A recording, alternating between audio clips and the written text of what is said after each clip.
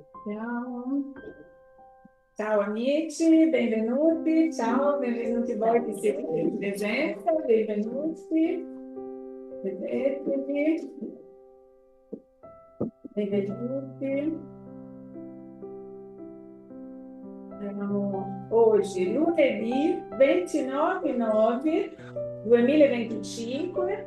L'orario sono mancano 2 minuti per l'inizio della riunione. Il nostro Vangelo di lunedì. Il nostro Vangelo di lunedì. Oggi abbiamo il libro, capitolo, 10, ho già preparato. capitolo, Numero 16. capitolo numero 16, grazie Ingrid. Prego. Numero 16.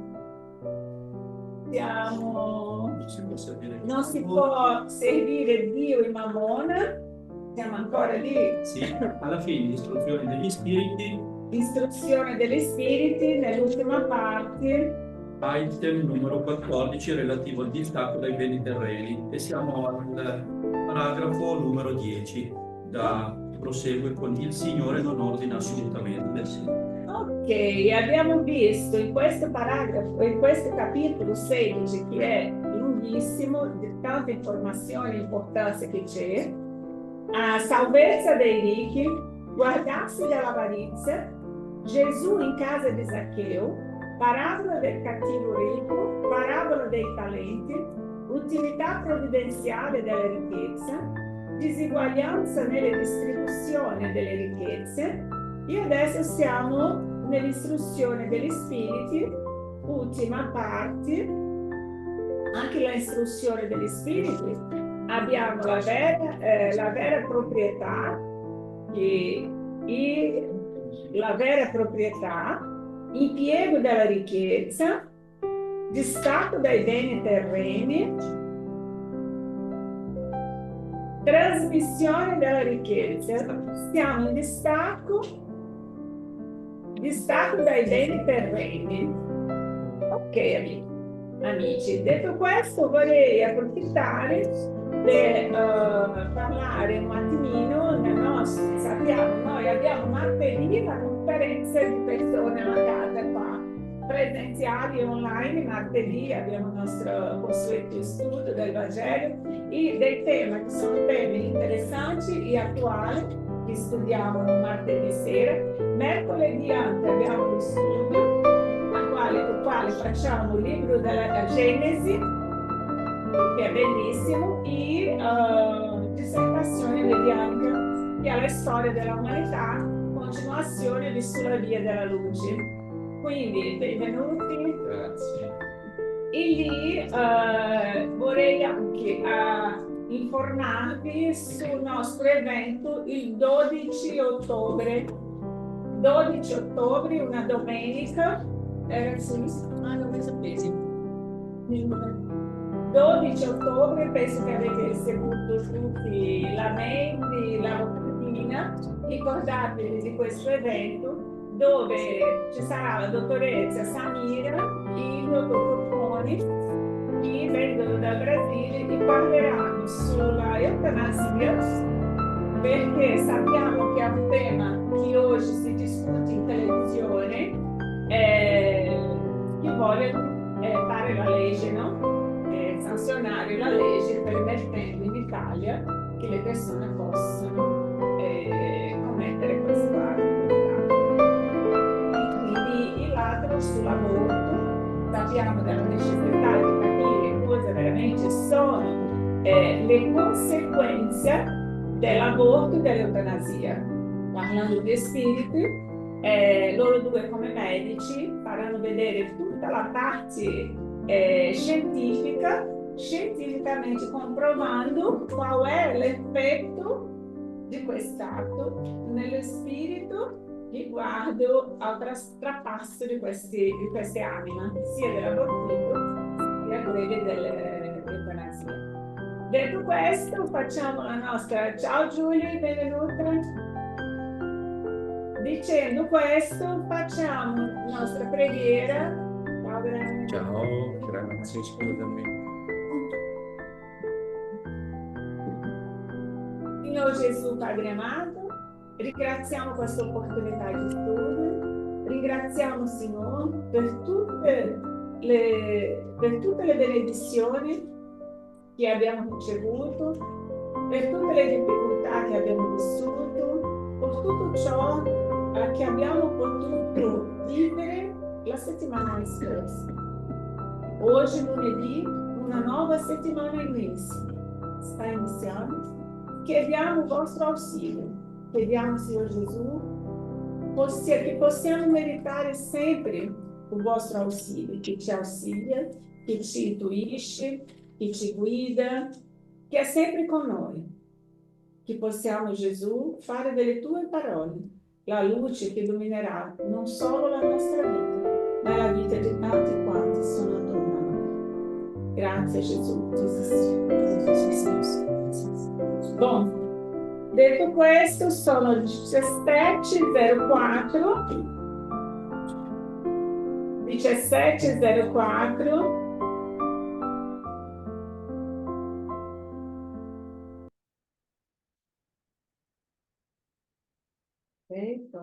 Musico.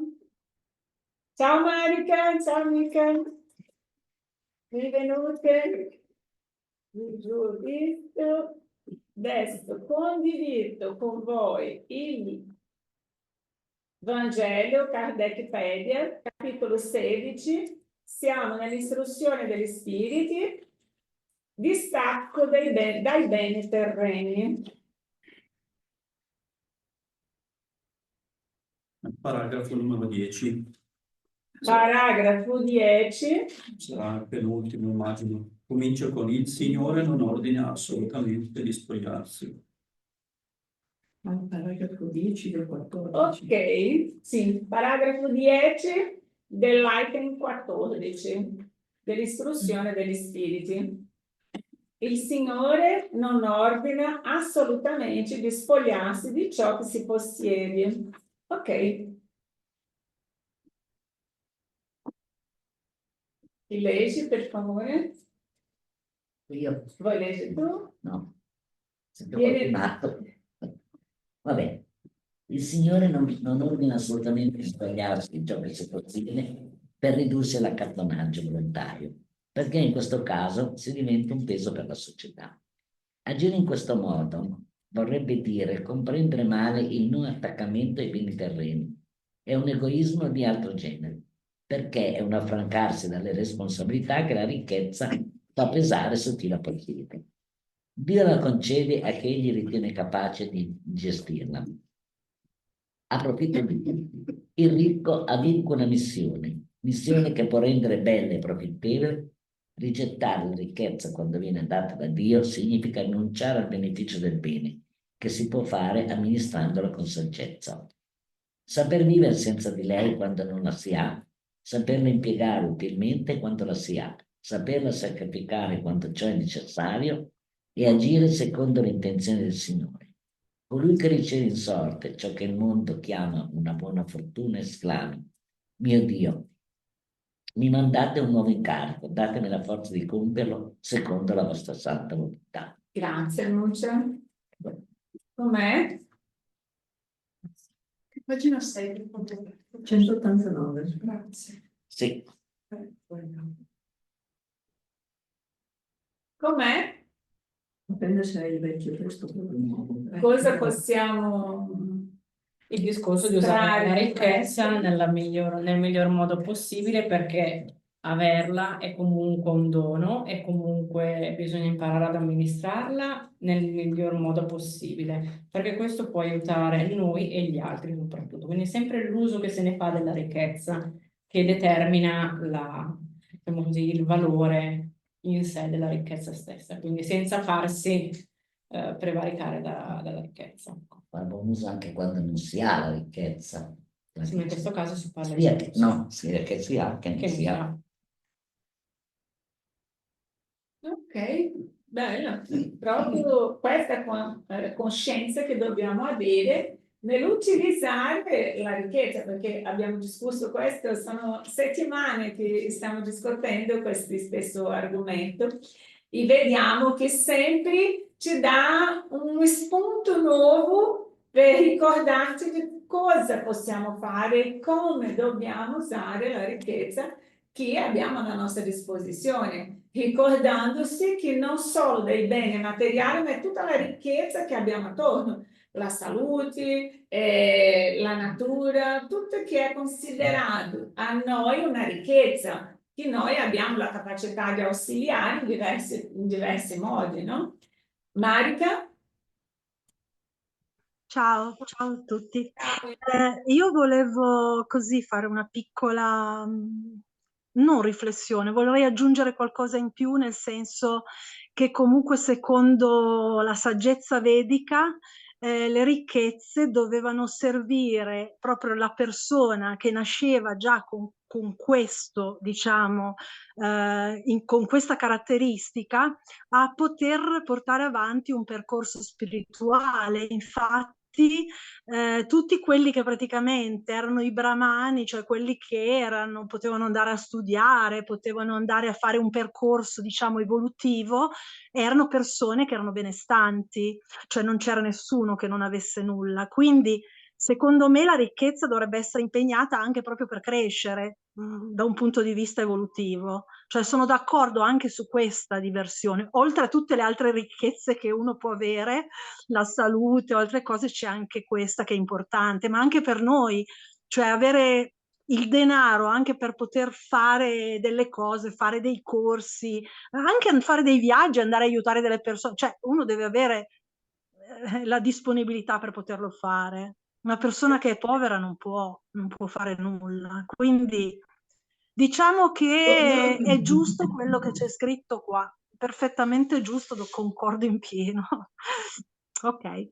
Grazie mille, è stata un'osservazione interessante, un punto di vista che è reale, è vero, perché se ci sono tanti, abbiamo visto anche nel proprio Vangelo l'esempio di quella signora che va a fare beneficenza nelle favelle, che lei si traveste, toglie quel vestito che ha, anche l'autista che ha, la lascia lontano da dove deve scendere per non offendere quelli a quali lei sta facendo la carità. Quindi sono persone che hanno condizione di fare. Vediamo che anche Gesù, per sostenere il suo, come si dice, la sua missione, aveva le donne, c'erano i mercanti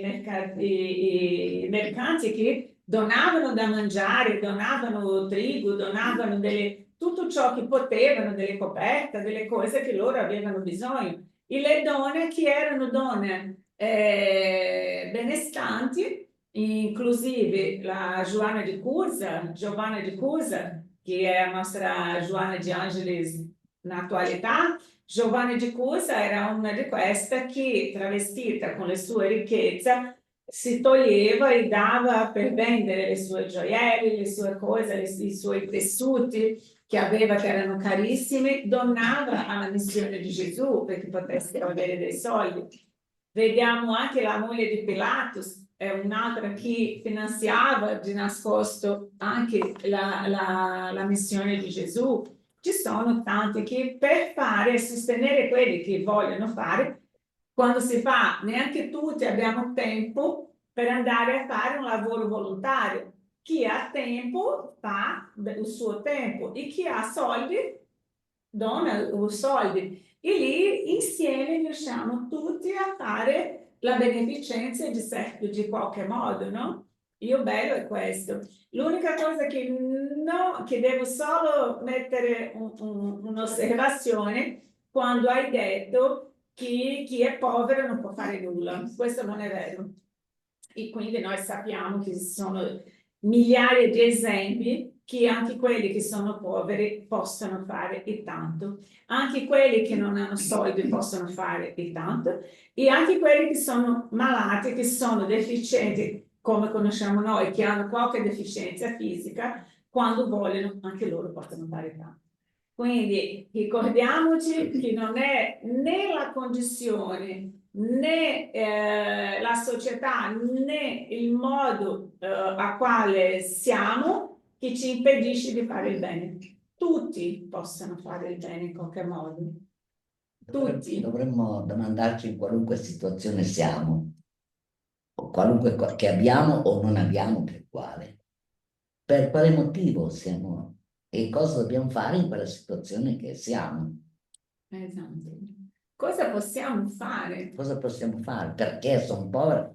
Perché? Che cosa devo fare con questa povertà? Oppure sono ricca, cosa devo fare? Sì, penso che non abbiamo questa consapevolezza di fare questo ragionamento, ma di dire quando vediamo qualcuno in difficoltà, sì o non ho, quanti esempi vi ho dato della comunità che andavo io a fare lavoro in Brasile, ossia io ho fatto lavoro con loro quando io non avevo nulla. Quando io ero senza lavoro, ero, come si dice, ero appena uscita dal mio lavoro di anni, no? E quindi non avevo soldi per dare loro, non potevo arrivare lì, come ho detto, non sono qui per cambiare la vostra vita, ma vorrei fare qualcosa per voi, ditemi voi come posso aiutarvi. Cosa è accaduto? Ho costruito una casa di 350 metri quadri, ho sostenuto 120 bambini e più tutte le famiglie che erano attorno a questo posto. In che senso? Io, Catalina? No, tutta la spiritualità che lavorava e con la buona volontà sono riuscita a riunire tutte le amiche, tutte le mie conoscenze, tutti i medici, dottore, dottoressa, sono salite lì, hanno fatto un lavoro magnifico. In comune sono riuscita che loro salissero, costruissero delle vie, togliessero le baracche, trasformassero in casa, che riuscissero a fare la pulizia di questa comunità. Quindi tutto è stato donazione, tutto, dal rubinetto alla doccia, è stato, ogni cosa è stata donata per costruire questa casa, che oggi ancora funziona, esiste lì. Oggi sono i figli, i nipoti di quelli che hanno vissuto lì con me, hanno iniziato da piccoli, oggi sono i loro nipoti, e quindi per dire, noi possiamo fare qualsiasi cosa quando abbiamo buona volontà, perché il cielo aspetta solo una mossa nostra per venire tutta una legione di spiriti a aiutare. Se vogliamo fare il bene, riusciamo. Comunque, anche la povertà, in certo senso, ci sono quelli lì che sono nati lì prima per una prova, perché sappiamo che la povertà, tanto quanto la ricchezza, è una prova grave, perché per imparare a donare, a servire, a condividere, quello che siamo stati egoisti una volta. E quindi impariamo lì a condividere, perché è tutto di tutti, non esiste è mio o è tuo, esiste è tutto nostro, perché condividono tutto. E questo dico perché è importante capire che ci sono quelli che sono usciti di lì, che sono dottori, che sono riusciti a formarsi, che sono medici, quelli che sono riusciti a studiare. C'è uno, inclusive, un ragazzo a San Paolo che abitava per strada vicino a un palazzo dove c'era uno che studiava per un concorso della Banca do Brasil, che è una banca più, è la Banca del Brasile, no? La banca più importante. E quindi questo ragazzo che studiava per fare il concorso, quando finiva di studiare, prendeva tutte le sue questi libri che era sceroccato, le dispensa e buttava nelle spazzature davanti a casa. Questo qua, per curiosità, andando lì, ha iniziato a prendere, ha deciso di leggere, studiare, ha iniziato a fare gli esami, forse stesso, no? Quelli lì che c'erano in questa dispensa.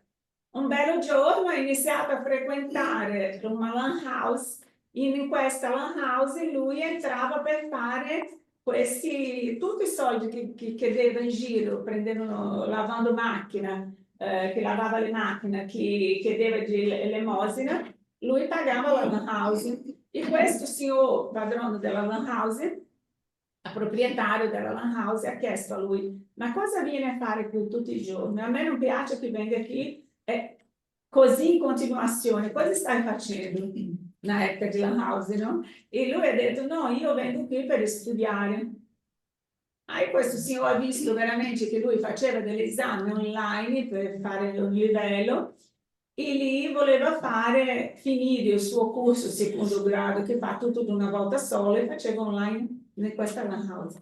Questo signore quando ha visto ha detto: a partire di oggi tu puoi venire e usare quanto tempo hai bisogno e non ha bisogno di pagarmi, ha liberato per lui studiare. Questo qua ha passato il primo nel concorso del Banco del Brasile. È passato il primo. Quindi, per dire, è stato notizia nel giornale cos'è la determinazione, la voglia, l'interesse in cambiare.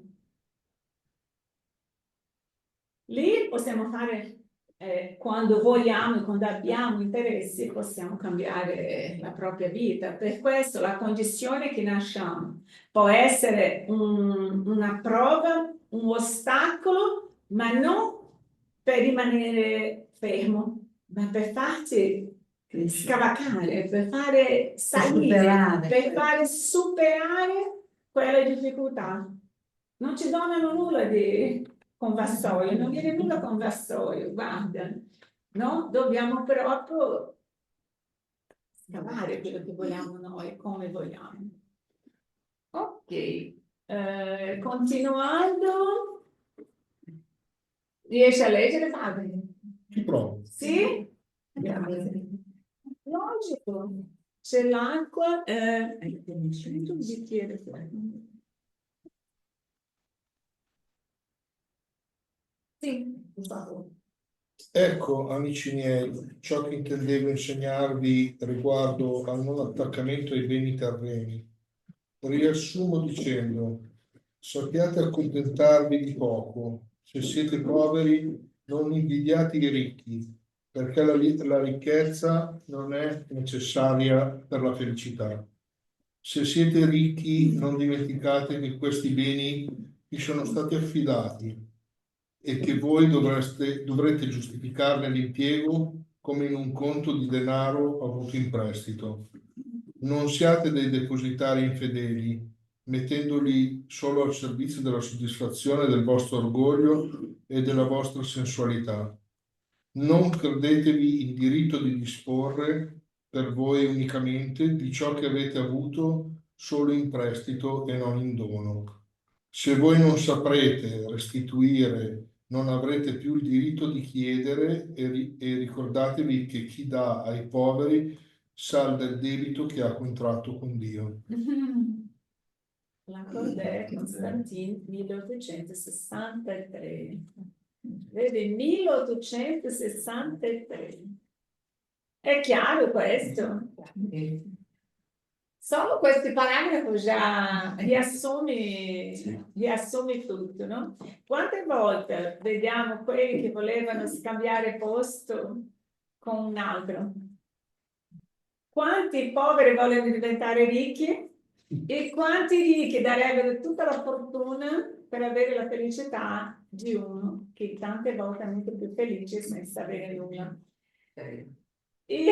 No? Quante volte vediamo questa situazione nella nostra vita? Quindi dobbiamo avere il necessario, accontentate di poco, sappiate accontentarvi di poco.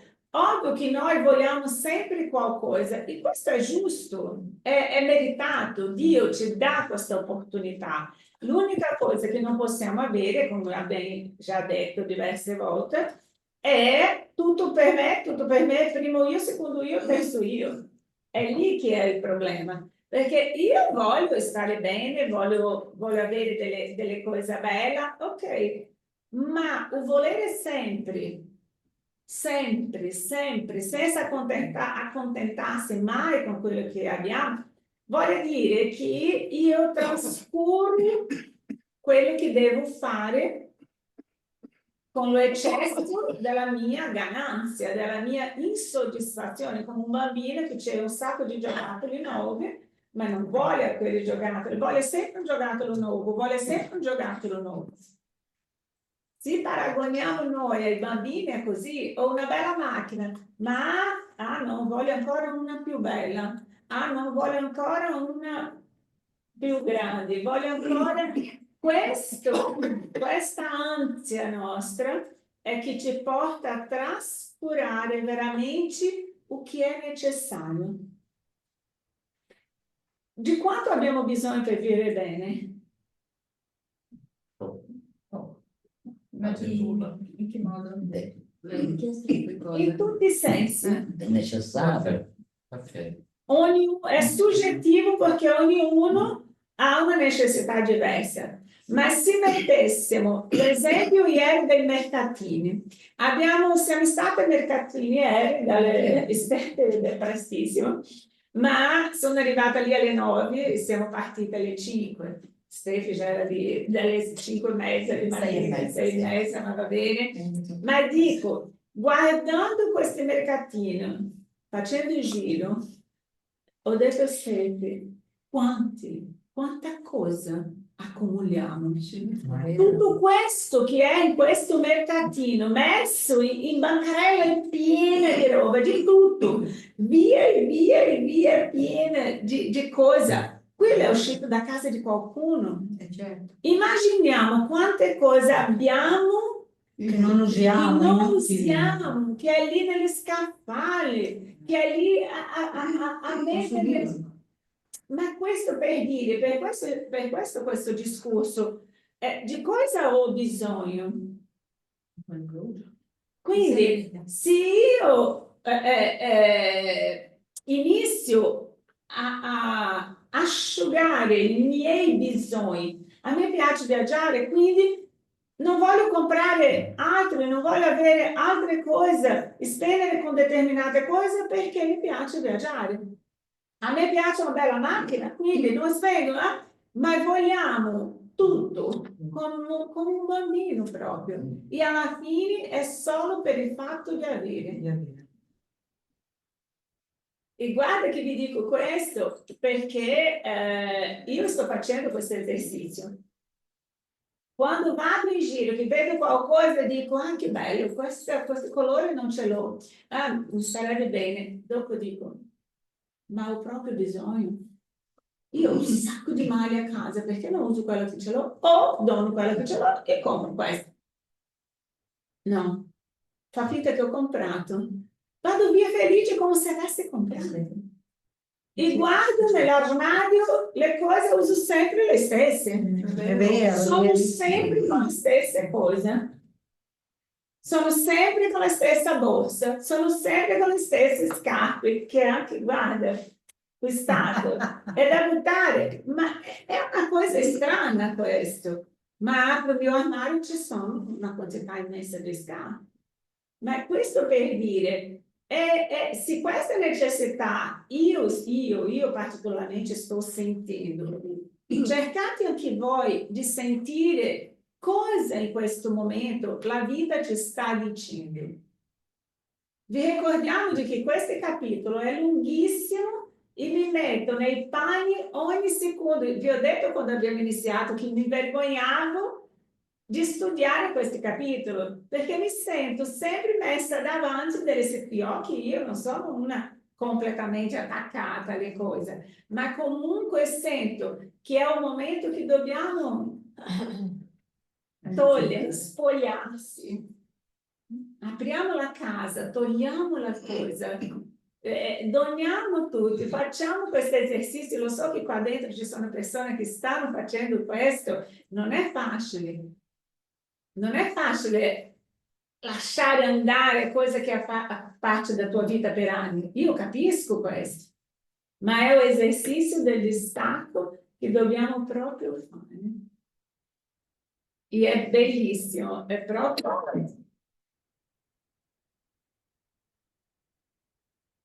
Trasmissione della ricchezza. Marica, amica, riesci a leggere, per favore? Sì, sì. Grazie. Trasmissione della ricchezza. Il principio in virtù del quale l'uomo non è che il depositario della ricchezza che Dio gli permette di fruire nel corso della sua vita, gli toglie il diritto di trasmetterla ai suoi discendenti? L'uomo può tranquillamente trasmettere alla sua morte i beni di cui ha goduto durante la vita, perché l'effetto di questo diritto è sempre subordinato alla volontà di Dio, che può, volendo, impedire ai suoi discendenti di fruirne. È così che si vedono crollare fortune che sembravano tra le più solide. La volontà dell'uomo per mantenere la sua ricchezza nella linea di discendenza è dunque impotente, ma ciò non gli impedisce di trasmettere il prestito che ha ricevuto, perché Dio glielo toglierà quando lo riterrà giusto. Fa un po' sorridere questo, no? Come per dire, tutte le nostre sicurezze, cioè, non esistono, no? Perché uno, è vero o no, no? Cioè, a volte uno pensa e dice, non so, lavori tanto e lasci ai figli, hai capito? Li lasci in una situazione, non avranno bisogno di nulla, ma se non è questo di cui hanno bisogno, in qualche modo queste ricchezze non le avranno più. E quindi è giustissimo, è proprio così, è proprio così. Molto bello No, questo, dici, in 4 righe. poche righe, ma di una ricchezza, di una consapevolezza, no? Di una consapevolezza Certo. che dobbiamo proprio noi cercare di avere quando accadono queste cose. San Luigi, Parigi, 1860. Come hai ben detto, quante volte lavoriamo tanto, ci sono quelli che dicono lavoro per lasciare i miei figli. E non spendono soldi, non usano soldi per se stessi, perché mettono lì per i figli. È giusto, ognuno deve fare quello che si la sente. Qui non siamo qui, Gesù non ci ha imposto nulla, è solo un modo di vedere la propria vita. Ma io dico, noi non possiamo lasciare di vivere perché stiamo vivendo per qualcun altro. Questo non Esatto. esiste. Questo non esiste perché, come ben detto, quante aziende chiudono quando passa di una generazione a un'altra? Quante aziende vanno male perché quelli che ha ricevuto non ha saputo portare avanti le richieste? Qui abbiamo dei esempi di tante fabbriche chiuse, praticamente tutti, no? Generazionale non esistono perché quelli che ha messo la mano avevano una mentalità diversa, avevano un approccio diverso, quindi da ricco a povero, no? A avere tutto, a non avere nulla. E è inutile che lasciamo di vivere perché dobbiamo lasciare per i figli. Ovvio che se vogliamo lasciare è lecito fare anche questo, ma io vi dico quante storie, quante vite ho visto di persone che arrivano nell'aldilà dicendo se avessi opportunità avrei fatto tutto diversamente. Quante volte nel momento di andare dicono ho vissuto una vita che non era quella che volevo, ho vissuto la vita che non era mia, ho vissuto di modo che vorrei opportunità di fare tutto nuovamente. Ok, ci sarà. So che la prossima. Per conto mio, un buon esempio da dare ai figli è quello di avere una bella visione del mondo. Quello può essere una buona eredità per i soldi. E i soldi ma ne vengono nella vita, ma È una una visione un po' particolare del mondo, se i genitori riuscissero a darlo, penso che sarebbe forse la cosa più bella che un figlio può avere, indipendentemente dai soldi. Poi se ci sono anche i soldi, meglio ancora, per carità. L'esempio e la morale, no? è quello che possiamo lasciare ai figli, che vediamo una epoca, un periodo, tanti anni fa, quando ero piccola, io vedevo la signora che lavorava da me, che lei, suo figlio, abitava anche da noi, suo ragazzo, noi ci vestivano per andare a scuola, mi ricordo di lei, io pronta per andare a scuola aspettando lui, lei che lo pentinava e diceva non toccare nelle cose di nessuno, che non è tuo, non devi prendere, rispetti gli insegnanti, rispetti a tutti e non voglio ascoltare nulla di sbagliato da parte tua, ok? Lo vestiva, lo pettinava e lo mandava a scuola. Questo per dire, mi ha colpito che avevo 9 anni, non mi sono mai dimenticata quella madre che pettinava il ragazzo e lo diceva queste parole. Dico, sono degli esempi, sono delle cose che oggi sappiamo che è stato tutto cambiato, ma non è un fatto di lasciare soldi di questo figlio ci amerà. Non è un fatto di lasciare soldi a lui o no, ci amerà. Per questo l'esempio che ognuno ha il suo modo di vedere e di vivere, ma io dico, quelli che lasciano di vivere per dire no, questo non faccio, questo non spengo, questo non mi do diritto perché è per il mio figlio, dimentichi. Già siamo nella via sbagliata. Ok? Stefania? Sì, ciao, scusa, volevo dire una cosa in base a questo, raccontare più che altro una cosa che mi aveva colpito, proprio per significare come l'essere umano a volte accumula, vorrebbe e non si accontenta mai. C'è un film bellissimo sulla reincarnazione, Cloud Atlas, che c'è una scena finale post-apocalittica, 1000 anni dopo, diciamo, l'Apocalisse, è rimasto dei gruppi primitivi sulla Terra e pochissimi superstiti su una base spaziale che sono tecnologicamente avanzatissimi.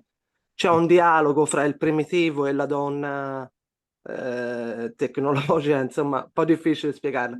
Lui gli dice: ma perché gli antichi, noi praticamente di quest'era, cioè, perché è successo questo? Perché gli antichi avevano fame, ma fame di cosa? Fame di altro.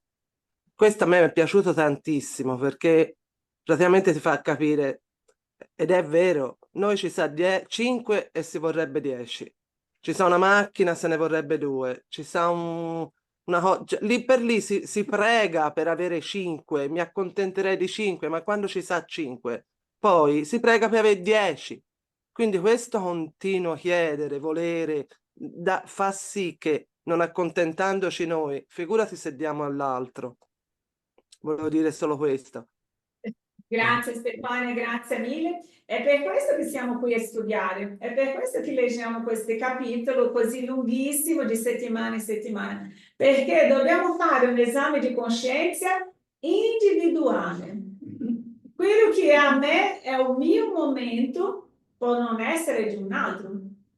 Quello che lo so che non è un momento di miei figli, di valorizzare o di dare valore, quello che io oggi valorizzo, non posso impedire loro di vivere la vita che vogliono avere. Io rispetto e devo lasciare che ognuno viva la sua propria vita. Come dico, essere spiritista è anche rispettare il tempo dell'altro.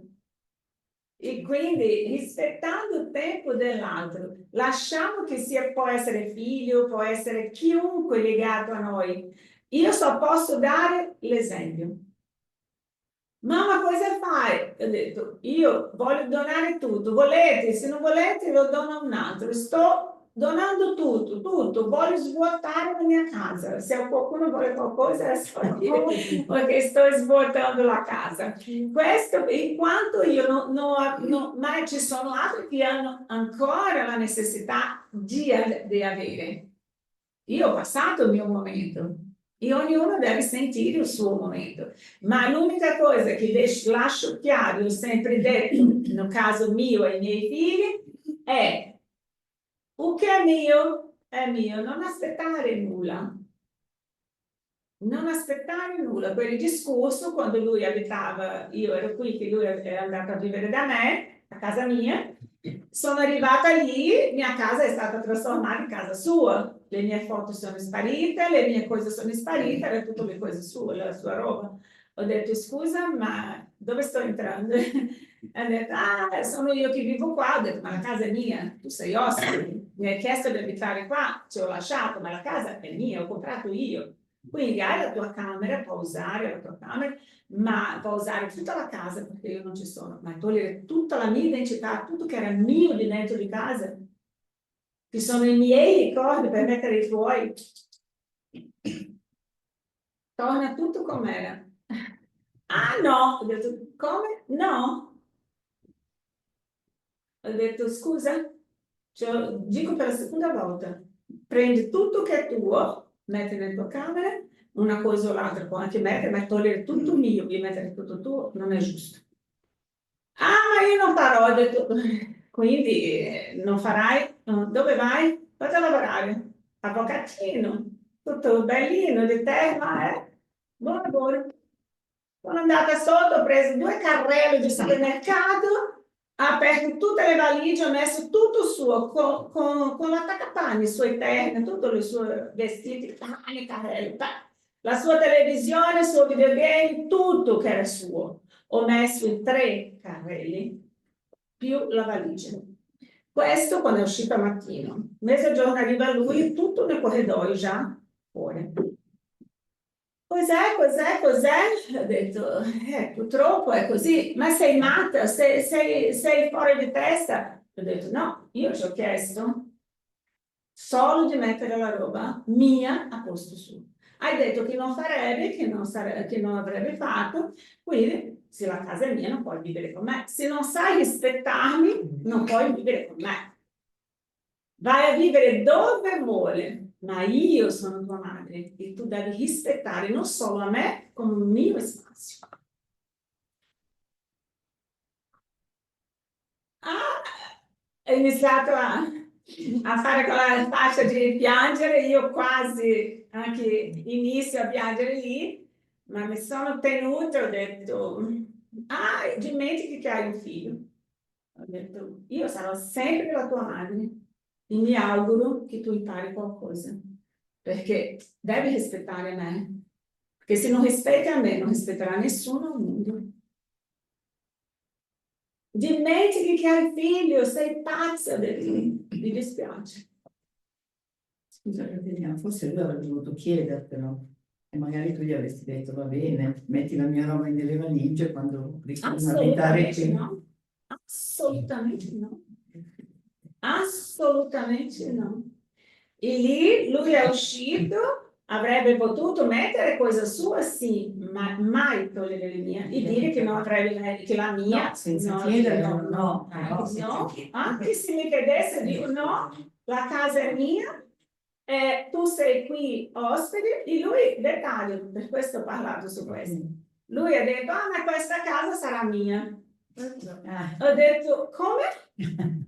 Ho detto, ci sbaglio, questa casa è mia, ho comprato io, i dettagli, se io voglio vendere, donare, bruciare, fare qualsiasi cosa, è mia. Non aspettate nulla, né tu né tuo fratello, non aspettate nulla. Andate voi a lavorare e a comprare quello che volete. I dettagli, caso io veramente lascio qualcosa per voi, è un in più. Ma non puoi venire a abitare qua aspettando quando io morirò e sarò io ospite tua. La casa è mia. E lì è uscito, ho fatto questo. Lì quando ho chiuso la porta, sono caduta nella porta per terra, non so quanto tempo sono rimasta, ma la sensazione che aveva che questa vena fino al cuore stava essendo stressata. Qualcuno con una mano la voleva portare fuori. Ho pianto come non ho mai pianto in vita mia, come una morte proprio. Di quel giorno in poi ho detto è andato così. E lì, 6 mesi dopo, torno in Brasile, quer dizer, prima di tornare, lui mi manda un messaggio, mamma, quando arriverai? Stai per venire? Ho detto, 6 mesi di silenzio. Ho detto sì, sto arrivando, arrivo fra 10 giorni, sarò lì. Ah, vorrei che venisse a cena a casa mia con Mario, che vi preparerò la cena. Ho detto, metti veleno. Sono andata un po' così, ma siamo arrivati lì, è riuscito a affittare una loggia, sono andata a vivere con la fidanzata di quel giorno in poi perché hanno deciso di vivere insieme, hanno fatto una bella cena e di quei giorni poi ha vissuto sempre la sua vita. Quindi per dire, qualcosa ha servito, qualcosa ha servito a lui. Prima per sbrigarsi a correre per quello che voleva. Secondo, per non aspettare mai nulla di nessuno. Io non ho mai aspettato nulla dai miei genitori. Non ho mai aspettato che loro mi dessero o non mi dessero qualcosa. Ringraziavo quello che mi davano, ma non ho mai esigito dai miei genitori nulla. Voglio questo, voglio quello, voglio quell'altro. Anzi, ho iniziato a lavorare con 16 anni, con 14, con 16, soldi che ricevevo, davo anche per i miei fratelli più piccoli o davo in beneficenza nella propria scuola pubblica che lavoravo. Perché? Perché io non avevo bisogno. Quindi per dire, tutto è una questione di maturità di ogni persona, di ogni spirito. Non sto dicendo che ho fatto giusto o sbagliato, ma io sono consciente che ho fatto quello che in quel momento mi sono sentita di fare. Sì, non era così importante il mobile spostato, la cosa, però è mancanza di rispetto. Esattamente, è un fatto del rispetto È quello che verso ha sbagliato. l'autorità che sono io. Certo, se ci passavi sopra l'avrebbe fatto con la sua futura moglie, con tutti, perché è dalla famiglia che si ricevono i giusti insegnamenti. Esatto. E è per questo che qui, quando parla della ricchezza, della discendenza, genitori nessuno può soccombere, essere succube dei propri figli, essere ostaggi dei propri figli. Ah, se non fai questo, i nipoti, se non puoi stare oggi, ah mio figlio, ma oggi devo andare alla yoga. Ah, ma no, oggi deve stare qua, quindi non ha bisogno più che venga.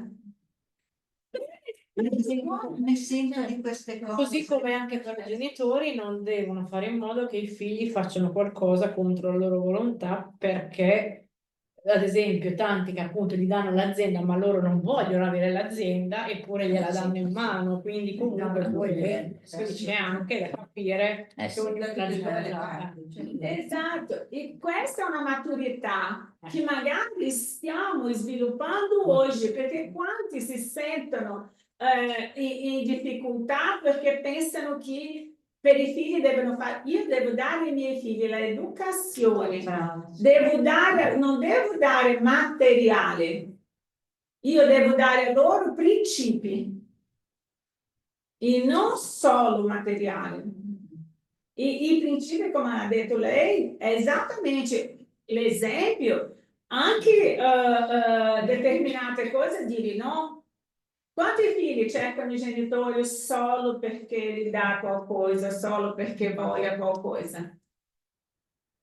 A me, quindi non mi cercherebbero mai, perché io veramente in questo senso, io do quando mi sento di dare, non perché è stato esigito che io devo dare, non ho obbligo. No, certo, non è scontato. E Dio, quando noi leggiamo una cosa come questa qua, l'uomo può tranquillamente trasmettere alla sua morte i beni di cui ha goduto durante la vita, perché l'effetto di questo diritto è sempre subordinato alla volontà di Dio, che può, volendo, impedire ai suoi discendenti di fruirne. È così che si vedono crollare fortune che sembrano tra le più solide. La volontà dell'uomo per mantenere la sua ricchezza nella linea di discendenza è dunque impotente. Io posso sì cercare con serenità, Ma se per qualche motivo in questo percorso accade qualcosa, io devo essere sereno lo stesso, avere capacità il sangue freddo, come dice l'altro, di ragionare che qualcosa è accaduto in questo percorso che devo capire, no? Dunque, ma ciò non gli impedisce di trasmettere il prestito che ha ricevuto, perché Dio glielo toglierà quando lo riterrà giusto. Ossia, se io sono qui, è meglio che io inizi a capire cosa devo fare nel mio piccolo, perché lì riesco proprio a vivere. Tra un po', tutto il cambiamento che sta per accadere, rimarremo tutti. Immagina se fossimo noi in una situazione di guerra. Mamma mia. Quello è un esercizio brutto brutto, è un esercizio duro di distacco.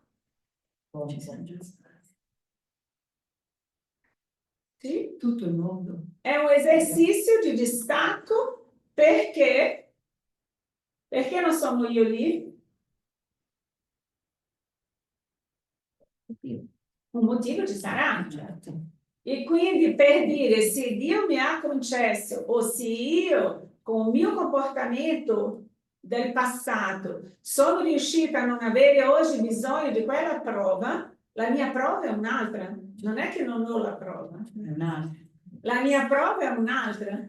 E se io non mi sbrigo a capire qual è la mia prova, io sarò nuovamente in condizione lì per riuscire a capire. Quindi qualsiasi persona venga uccisa in guerra è perché è una prova che deve superare. Sì, tutte le situazioni. Tutte le situazioni. Perché io nell'altra vita ho ancora questa consapevolezza che ero una bambina, ho abbracciato mia madre così e mi hanno fucilato più. E questo devo ancora superarlo perché mi fa venire ogni tanto, sai quella cosa. E basta, la devo superare, ma se è successo perché deve succedere. Sì, esatto. E ancora di più per avere la coscienza che non sei in quella vita, sei in questa vita qua. E non puoi, devi superare il modo di fare con che tu è inconscio di quello che è accaduto, che sei portata in questa vita, questa sensazione, devi chiudere questo per poter andare avanti. Io lo dico, ma quella sensazione mi rimane, come quel brivido che urlavo, che ero abbracciata. Esatto, devi parlare con te stessa. Non sei più lì, non sei più tu, non è più la tua vita. Hai superato, hai passato, tanto che oggi non sei in una situazione di guerra. Continuerò a dirlo. Esatto, capisci che questo sono, ognuno di noi oggi passerà per determinato tipo di situazione, come è sempre stato, so che adesso molto di più, perché dobbiamo cambiare scuola. Io non posso andare a un mondo di rigenerazione se io ho ancora qualche esame da superare. Quindi tutto che sta accadendo oggi sono per farci capire che dobbiamo superare, indipendentemente di ciò che sia, per poter andare a un mondo di rigenerazione con l'anima pulita. Ok? E la prima cosa per superare questo è io non sono in quella vita. Tanto che a prova è che sei qui e non hai nulla a che vedere con una situazione come quella. Ok? Ricordatevi delle Eliane di Lindomar che ha raccontato la storia che lei la cercavano in questo villareggio, una vita passata che lei ha scoperto. In questa vita passata lei era in questo villaggio che era nascosta in questo villaggio che era il suo villaggio e sono arrivati diversi uomini, diversi soldati in quella epoca, non lo so come si chiamava, che cercavano lei per uccidere e che se lei non venisse fuori avrebbero ucciso tutto il villaggio. E lei, quando ha preso coscienza di questo, ha detto preferisco morire io che fare uccidere tutto il villaggio. Lei è uscita dal suo nascondiglio, è venuta fuori. Quando è andata fuori, quando l'hanno vista, l'hanno sparato nel petto.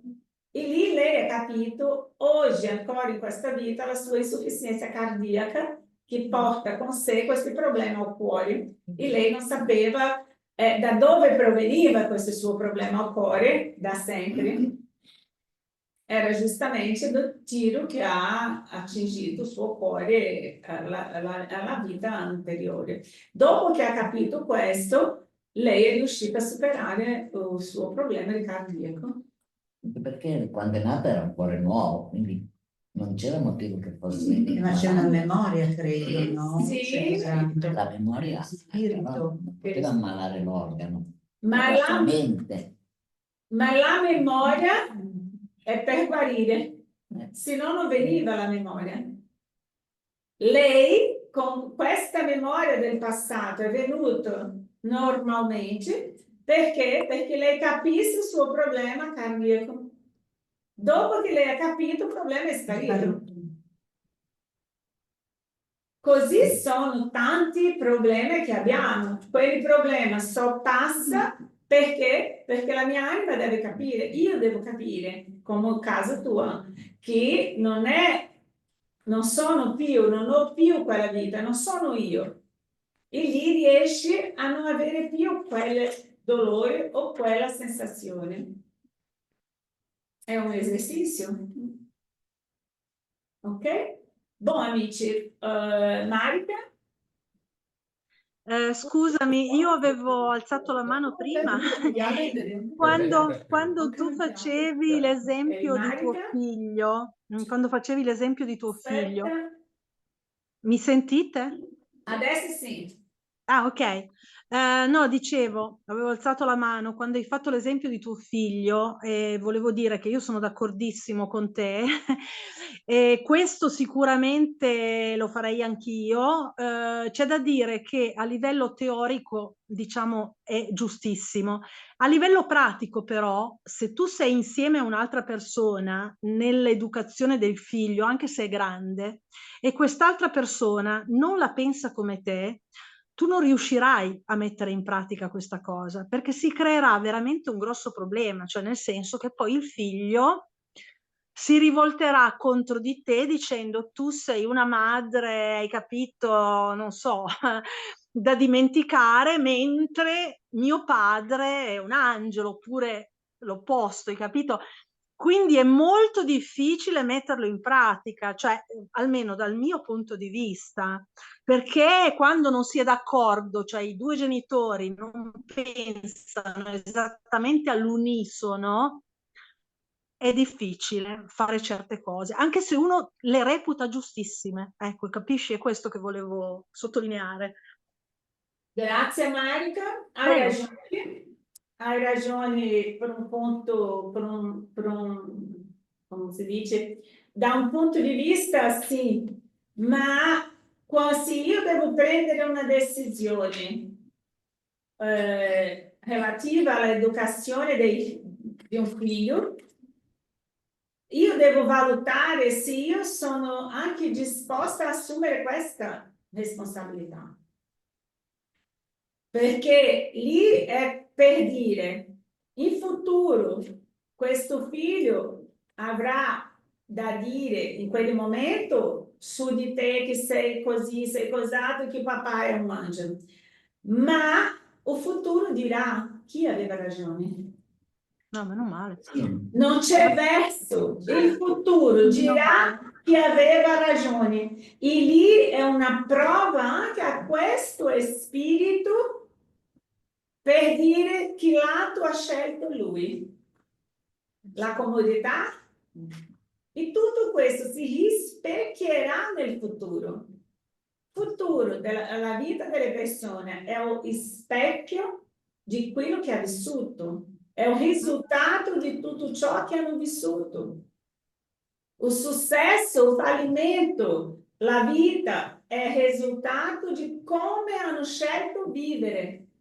Ho scelto di rimanere con la mia nonna perché la nonna dà tutto, fa tutto. No, non andare con la tua mamma, rimani con la nonna che la nonna c'è. Questo è un bene o male? Dipende. È un bene o un male? Sul momento può essere un bene, però nel futuro può diventare Un un'altra bene cosa. apparente che io comodamente come un bambino ho accettato perché un bambino la responsabilità più grande è del bambino che ha accettato e della nonna che lo ha corrotto. La nonna. La nonna. La parola non lo so se in italiano Che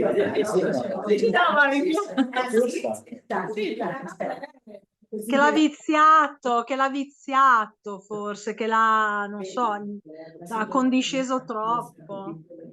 Lei era abituata, se tu, quella è la casa tua, eri separata, avevi comprato la tua casa col tuo lavoro.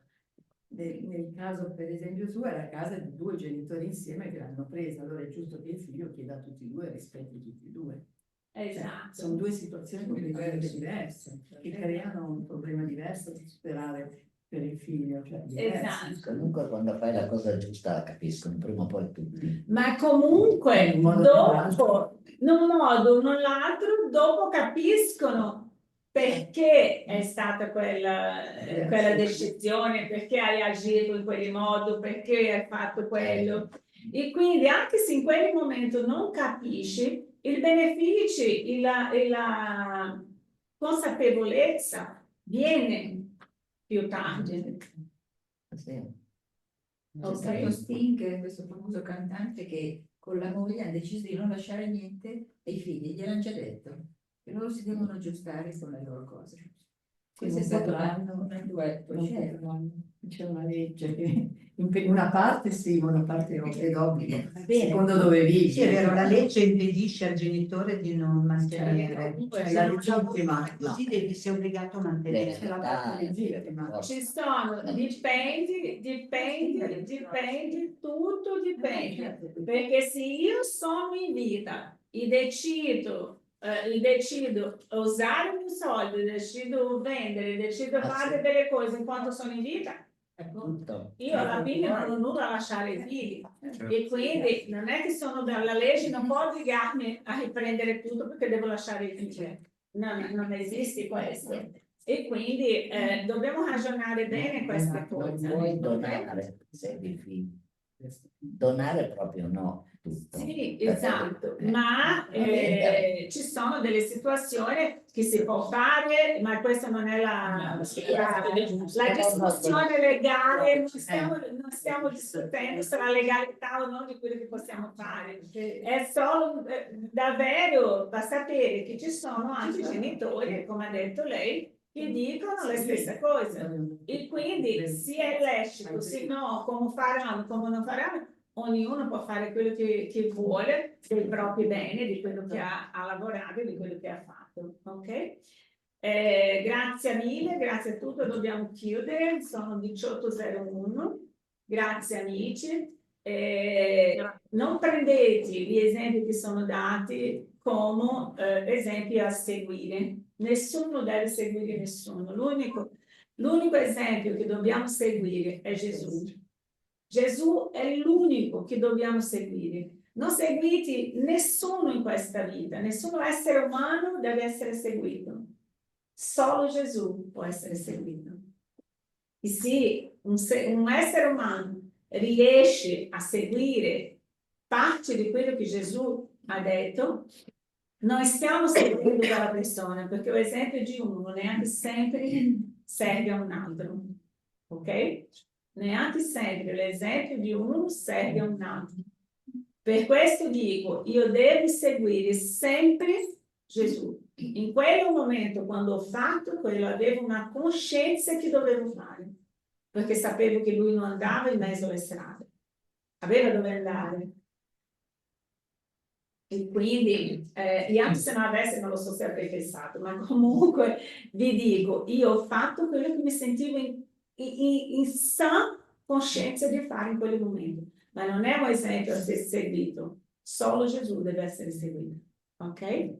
Vi ringrazio. L'unica cosa che dobbiamo anche ricordarsi è che indipendentemente dalle decisioni che prendiamo noi in un determinato momento della nostra vita, l'unica cosa che dobbiamo sapere è che tutte le nostre attitudini, tutto ciò che facciamo, siamo sottomessi alla legge di causa e effetto. E se io sono disposta a assumere quello che viene dopo, devo essere tranquilla. Per il bene o per il male, devo essere tranquilla, ma non posso lasciare di vivere per contentare un altro.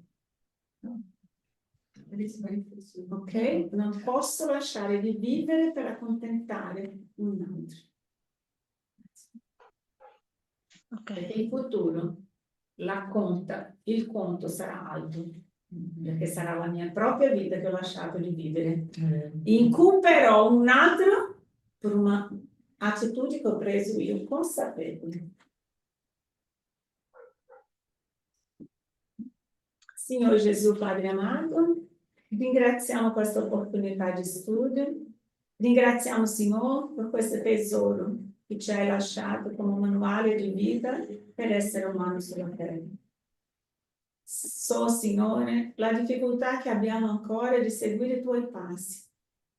Tante volte dimentichiamo che non dobbiamo seguire l'uomo, ma dobbiamo seguire te. Tu sei la via, tu sei la verità. Sei l'unico, Signore Gesù, che può determinare i nostri passi, che può ausiliarci a seguirti. Questa è la strada che dobbiamo seguire.